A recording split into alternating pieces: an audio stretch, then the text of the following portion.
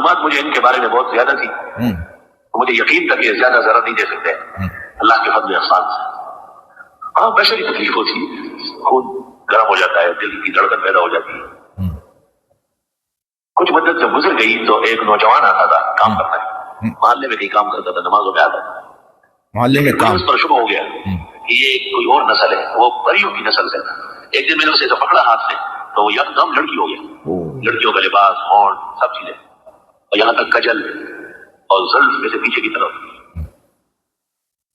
یہ مفتی ظفر ولی خان صاحب اسی بات کو اب پوری کر رہے ہیں کہ انہوں نے جنات کا جنازہ پڑھا، اور وہ جنازہ لمبا کتنا تھا تو پورے 20 گز کا جنازہ تھا، اور پھر ان کے ساتھ کتنے نخرے کے جنات نے۔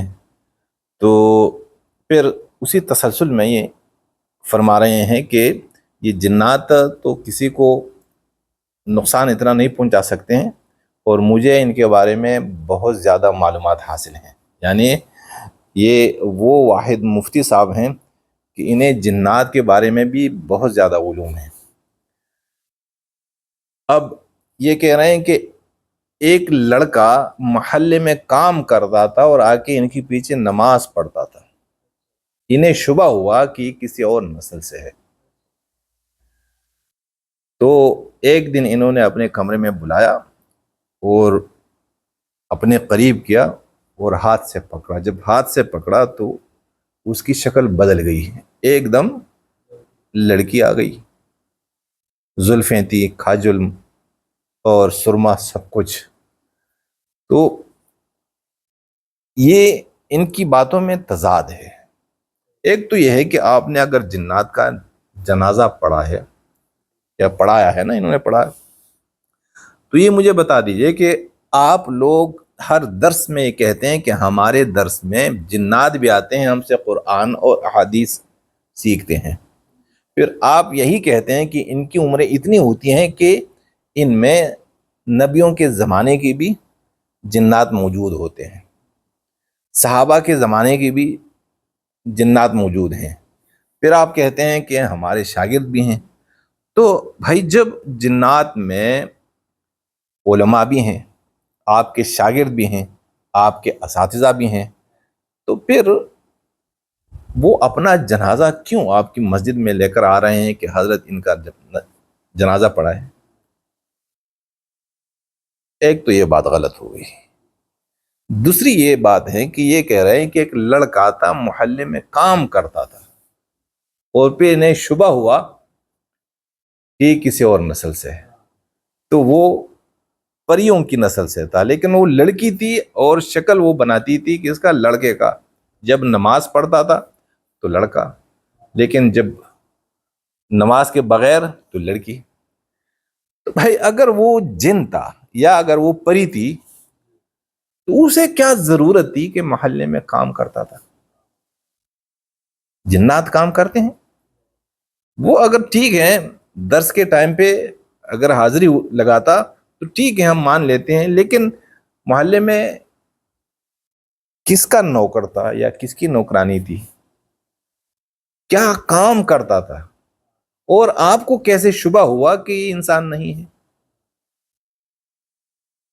تو اس طرح کے واقعات ہیں، یہ سب جھوٹ پر مبنی واقعات ہیں، اور میں نے کل بھی کہا کہ یہ ان کی غلطی نہیں ہے، انہوں نے اپنے اسلاف سے یہی سنا ہے، اور انہوں نے اپنی کتابوں میں یہی پڑھا ہے کہ فلاں بزرگ صاحب کے پاس جنات آتے تھے، فلاں شیخ عبدالعزیز کے کمالات یہ دیکھ لیجئے، تو ان کمالات میں کیا ہیں؟ بہت سارے قصے جنات سے متعلق ہیں جو بالکل جھوٹے ہیں۔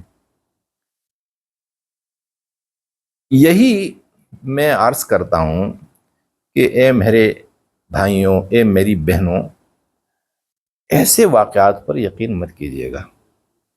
جنات یعنی جن کہا جاتا ہے اسی مخلوق کو جو نظر نہیں آتی، جب اللہ نے ان کو نام دیا ایسی مخلوق کا جس کا مطلب یہی ہے کہ یہ وہ مخلوق ہے جو نظر نہیں آئے گی، تو آپ کو کیسے نظر آ گئی؟ اور صرف آپ کو نظر آتی ہیں, کسی اور کو نظر نہیں آتی. تو ان قصوں کا مقصد صرف یہی ہوتا ہے کہ لوگ ان کی بزرگی تسلیم کریں. تو میرے بھائی, آپ تو ویسے محدث ہیں, شیخ الحدیث ہیں, محتمم ہیں مدرسے دارالعلوم کے یا مدرسے کے, بڑے بڑے لوگ آپ کے پاس آتے ہیں, بہت سارے آپ کے شاگرد ہیں, اور ایک بہت بڑے فرقے سے آپ کا تعلق ہے.